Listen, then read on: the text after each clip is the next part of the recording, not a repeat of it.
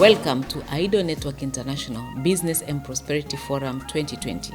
I'm Anne Hambega from AIDO Network International. In this segment, we have a conversation on funding for African SMEs.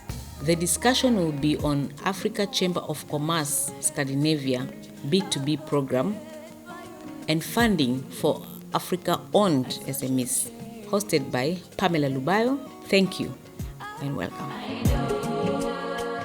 Moving on, we now have a conversation on funding for African-owned small, medium enterprises between two key people representing opposite interests. We have Cynthia Tarr from SECS, representing the investors, and Linda Sababera, AIDO's Vice President for East Africa and Chairperson for AIBC, which is AIDO International Business Committee, and representing AIDOers looking for investment opportunities.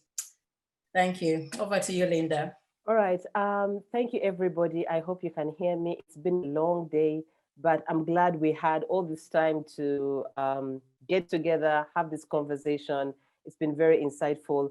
And I want to give a special thanks to Cynthia, who I'm going to, in the next couple of minutes, talk about what we are trying to do going forward.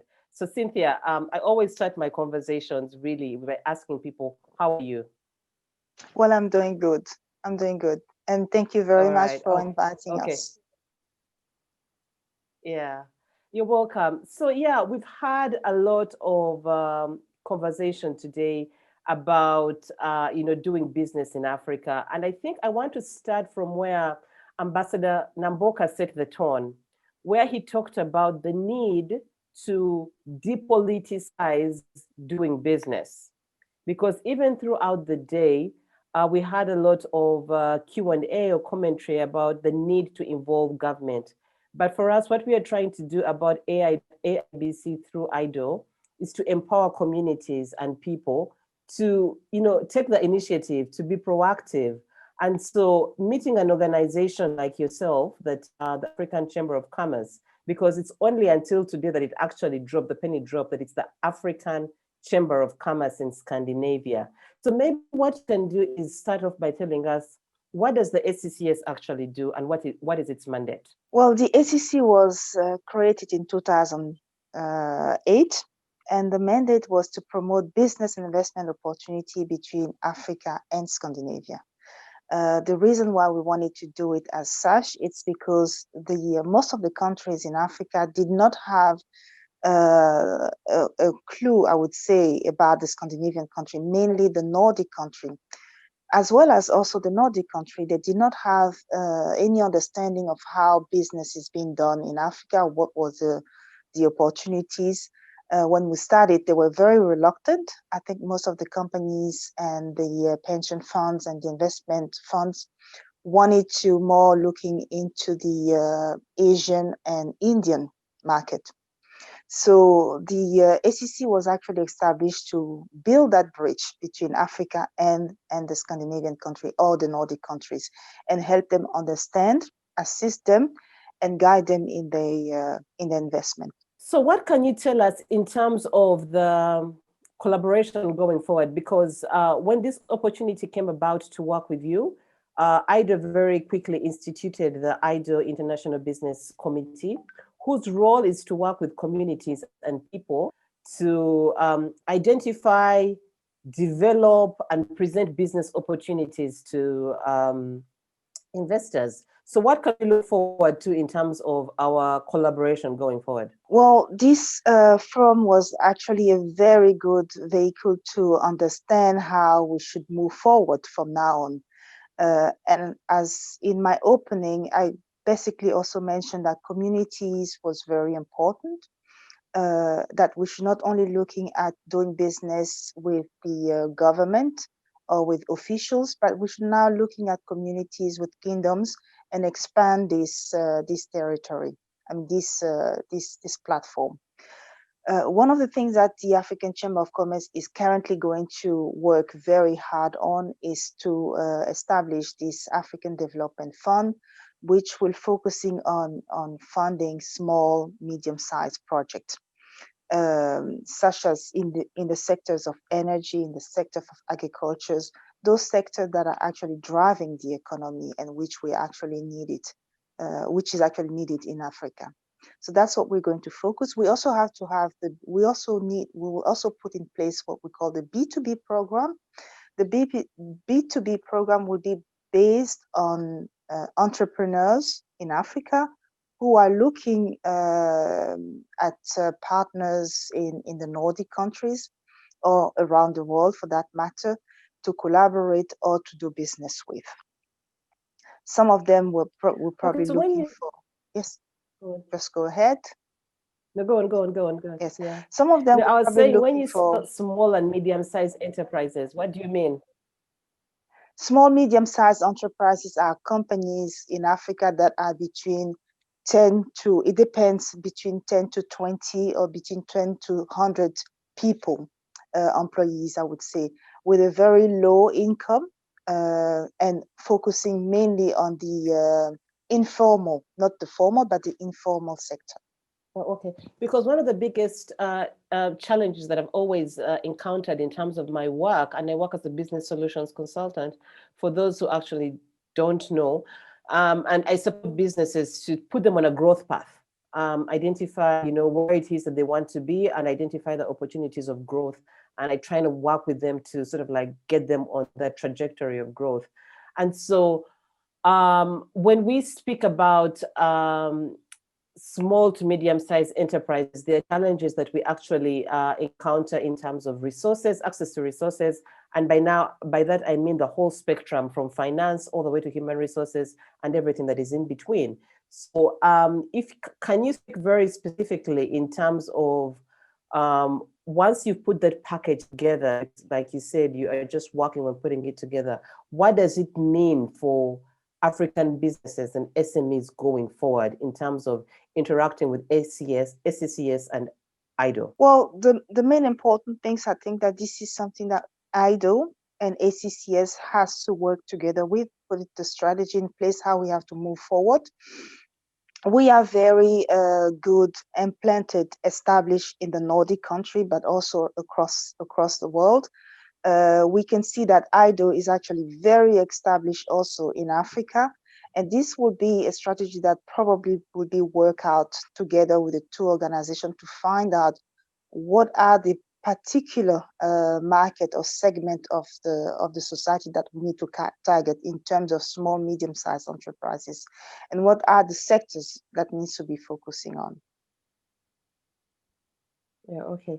And so I just want to wrap this up by talking about the element of culture, because even throughout this today, we've seen a little bit of culture interaction that has been interesting, to say the least, and stuff. For me, I see culture as a vehicle. I see culture as a tool, because once you have culture in between, it's almost like a point of understanding, like a level ground in terms of where people can start to actually have the conversation and to have the interaction as well. But also culture in itself is an opportunity for investment in terms of the cultural economy.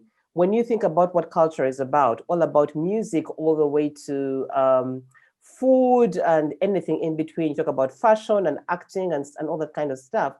It's an opportunity to create almost new economic ventures for Africans as well. And so I wanted to get your take in terms of how do you see culture in terms of playing a role in the work that we do together going forward? Well, I think it's going to play a very big role, as I will probably going to understand. What the weakness of the African Chamber of Commerce was the fact that we were everything was based mainly on the business side. The cultural part was not something that we were focusing on, but we understand that through culture, two countries, two continents can actually get together and do business. Once they understand each other, they understand the culture, things can go very fast. So in that sense, having ACC focusing on the business part and AIDO focusing on the cultural, being specialized in the cultural side, that could be a very good combination and partnership, a strategic partnership to move forward in terms of how do we combine the two and make it, producing a better result in terms of promoting business and investment opportunities in Africa. That's a So very, and before I pose I my see last culture question, as a very important element, and I think that's a very interesting point before, and I'll make a remark to that effect, because just earlier today I was having a conversation, and we're talking about, I think even in renewable energy, we're talking about the need of the financial markets and how they actually work. And I have a client who is looking for investment, and his biggest fear is losing control of his company. He's like, I don't want any equity investors because I don't want to lose control of my company. And I'm trying to take him through what the opportunity really is in terms of building or bringing an investor actually on board.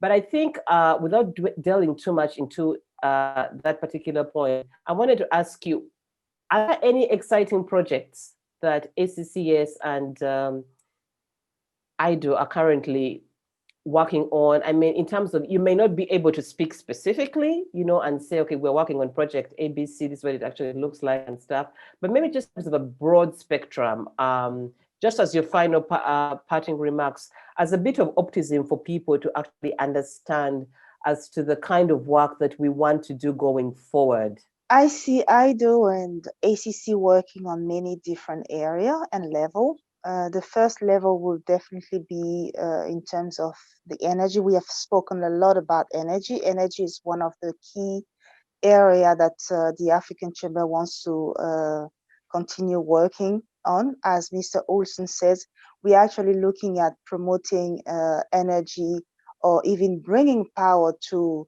small villages, small communities who would never have the possibility, for instance, to have electricity. That would be one of our key area and where we would probably going to invest the most in collaboration with AIDO. The second part will be agriculture. We know that agriculture is also very important in Africa. We need to come to that level where we will be able to self-sustain ourselves in terms of providing food for our population. So why can't we just start it? We learned today that land in Africa, we have land, so that will not be an issue. So these are sectors that we might even look close at and see how we can move forward. We also have the waste management. I think that AIDO and ACC are currently looking at a palm oil waste. These are interesting projects that would like to have more into our table and portfolio. Okay, all right. So I think that's it. Thank you very much, Cynthia. Thank you very much for coming on board and believing in our vision and what it is that we actually want to create. From my perspective, before I give you the last word in terms of parting shots, based on the conversations that we've had across a whole spectrum of conversations, my concluding remarks as the curator of this event in terms of putting the content together of what we are discussing is there is a need to do business differently in Africa. What we see currently and how it actually works is we've got to the point of unsustainability. And for us, we are very grateful and we are very pleased that you have believed in our vision of the need to actually do things better.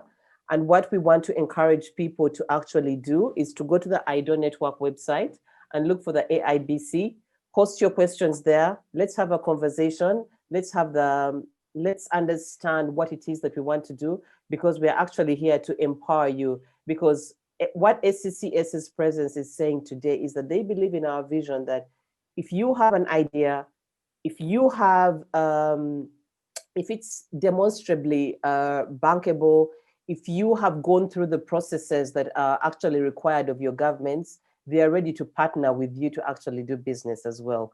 But your final parting shots, Cynthia. Well, I think you said it so very well, that we are actually open, and together with AIDO, anyone who is actually having a bankable project, a viable project, could route that to AIDO, and we will definitely look at it, and be able to finance if there is any possibility, and if that's come into the criteria of the funding that we're putting in place, as well as also introduce them to potential partners, whether technical partners or financial partners. Okay, thank you very much. And I'll hand over back to Pamela to, we're winding down. So guys, just hang in there. We're almost done. So over to you, Pamela. Thank you, Cynthia. Thank you, Linda.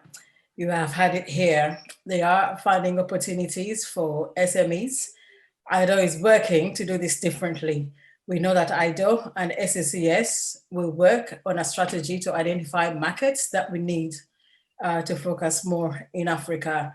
So bring along your ideas in agriculture, renewable energy, land, palm oil waste management. I mean, bring it on. Culture too has been mentioned.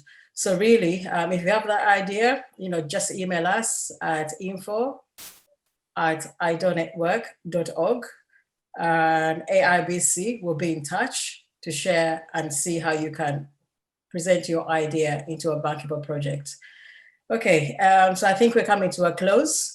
The next presentation is going to be a very small presentation, closing remarks from His Royal Highness Nana Aboje from Ghana. Hello, good evening. Good evening, Your Highness. Yes, and all protocols observed, Your Royal Highnesses and Your Excellencies, and all ladies and gentlemen. I think today's presentations have been very, very eye-opening. It's been very insightful. I mean, right from the first one, Africa is ready to partner for business. It's through to the energy issues, the clean energy issues that were raised, and then the issue of the partnership with the Africans in the diaspora, and then the mining issues and the digital issues, and the last one that we talked about the funding for SMEs and the like. Definitely, if anybody decides to invest in Africa, one thing that we should not lose sight of is that we should engage with the owners of Africa. Now, when I say the owners of Africa, who do I mean? By the owners of Africa, I'm talking about the traditional authority. I'm talking about the local communities. I'm talking about their cultures. In the last presentation, there was a last question about the role of cultures in this whole business of investing and doing business in Africa. I must say that it's a very relevant part of doing business in Africa, because our culture defines who we are. Now, if you are going to work with people in Africa, if you're going to work with Africans and do business in Africa, it's important to understand the people you are going to work with. And it's important to understand the people you are going to invest in, because cultures differ, but then if properly understood, it can also define the kind of business that will do well in Africa, and also how that business is also carried out in Africa. The traditional authority in Africa is very, very critical for business success. Almost every business for success in Africa, for instance, require the use of land. Whatever you are doing, even if you are in a digital space, you still require land to do one thing or the other. The land tenure system in Africa is mostly controlled by traditional rulers. It's therefore important that one engages the traditional authority in every part of Africa where you are doing business, in order to have a sound footing in land issues, because the land tenure systems, much as they differ from country to country, most of them in Africa are vested in the traditional authorities. Most often, I have seen investors come from different parts of the world, including Africa itself, and they go to countries in Africa, and all they do is to engage only the political authorities and maybe the civil service, leaving out the traditional authority. One thing that we ought to realize is that for political office holders, give them 4 years, 8 years, 12 years, and they're out of the scene. And therefore, most of their plans, most of the things they want to do are limited to the time that they hold power. Chieftaincy in Africa, traditional leadership in Africa, almost always is a lifelong activity. When you are made a chief in Africa, it's not for a particular term. It's a lifelong process. It's a lifelong office that you hold. And therefore, traditional authority are more likely to look at the longer term benefits of whatever they do for their community, rather than political leaders who would look at issues that will let them remain in power for as long as their parties can be in power.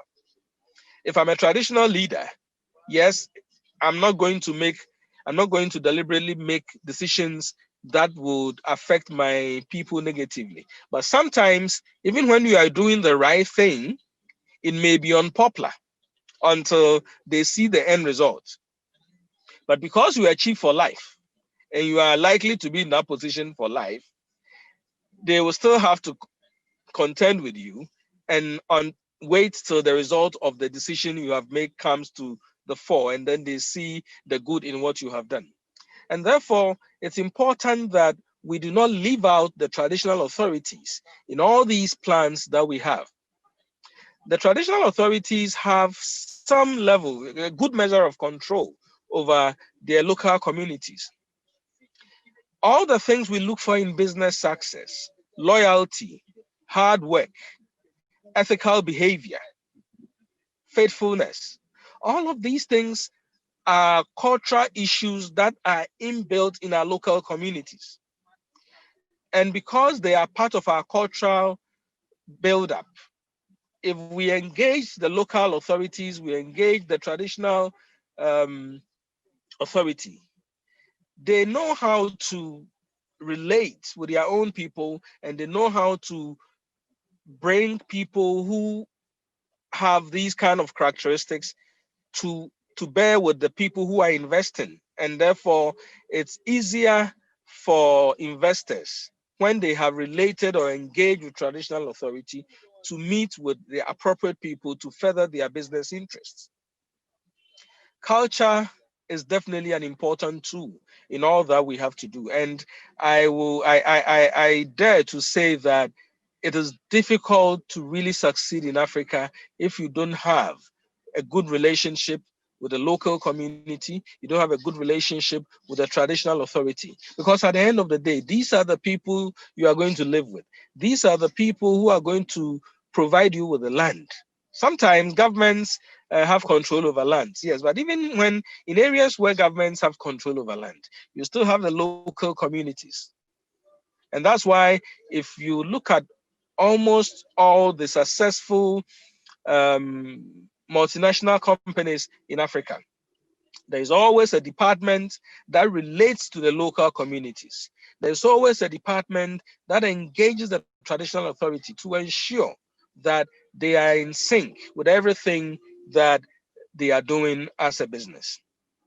Ladies and gentlemen, I think that in all these plans that we are making, we should ensure that we are relating not only with the political authorities, not only with the civil service, not only with the local government, but let us bring in the traditional authority and the local communities right from the beginning of our plans.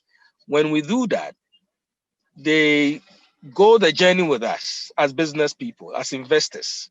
They will go the journey with us. And sometimes when things are going wrong in the communities where we are investing, they are the same people, the traditional leaders are the same people who will draw our attention and also ensure that the people in the community are not misbehaving.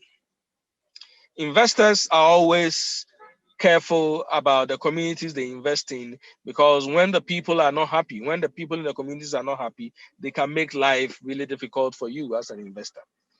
But when you engage their leaders and then later engage themselves, I believe that they get to understand the basis of what investors are doing there, and then they are measured in the expectations of the businesses that are running in their communities. I believe today's engagement has been very sound and very fruitful and very insightful. And we look forward to an even more interesting engagement tomorrow. We thank all the panelists, all the organizers, and I believe that today has been a very good day, and there's so much to be taken away. And the doors are open. Right? The doors are open, and yes, I also repeat that Africa is ready to do business. Thank you very much. Thank you, Your Highness, for the great summary and advice. I think this concludes the day. We are back tomorrow for new conversations and presentations with a focus on culture and development. Thank you very much, Pamela Lubao. Thank you. And yes, indeed, Africa is ready to do business differently. Let us all look out for day 2. Day 2 will be all about culture, where we find culture and business integrated together. So keep watching. Be blessed. And thank you very much.